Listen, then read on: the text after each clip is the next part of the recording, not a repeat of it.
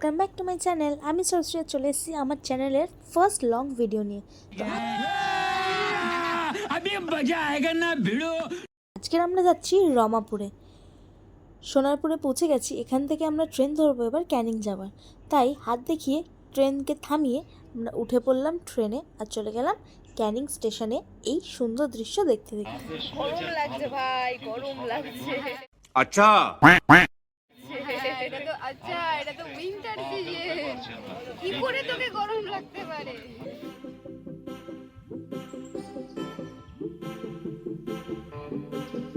তারপর ওখান থেকে অটো ধরে আমরা একদম সোজা চলে গেলাম ধামাখালিতে।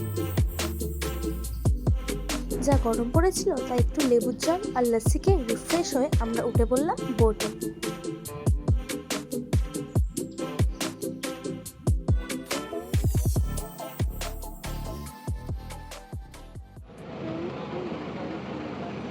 ফাইনালি আমরা আমাদের ডেস্টিনেশনে পৌঁছে যাচ্ছি, that is Ramapur, mini Mousumi island.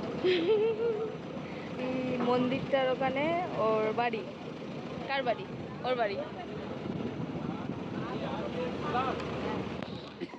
তো আমরা পৌঁছে গেছি আর এখন বাজে দুপুর 2:30। তাই তাড়াতাড়ি ফ্রেশ হয়ে লাঞ্চটা সেরে ফেললাম। হ্যালো। লাঞ্চ সেরে এখন আমরা যাচ্ছি ঠাকুর আনতে, কারণ কি রাত্রিবেলায় ছিল কালী পুজো আর ওদের বাড়িটা একদমই নদীর পাশে, তো ভিউটা খুবই সুন্দর লাগছে।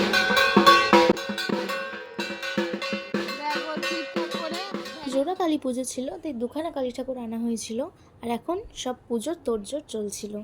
আমরাও রেডি হয়ে এলাম আর এটা হচ্ছে আমাদের রাতের লুক।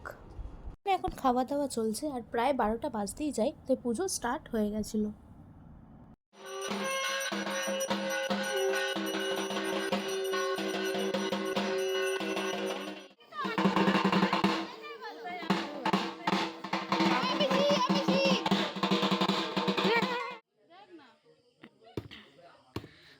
পাগলা আছে, ওই ধার দিয়ে কাটো, তুই এই ধার দিয়ে কাটছে।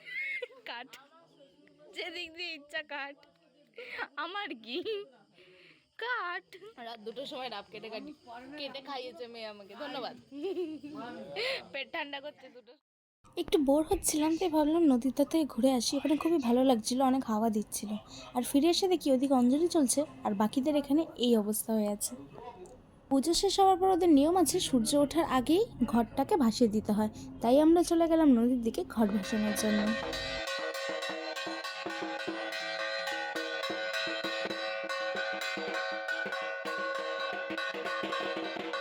পুজো শেষ হয়ে গেছে আর এখন বাজে প্রায় 5:30।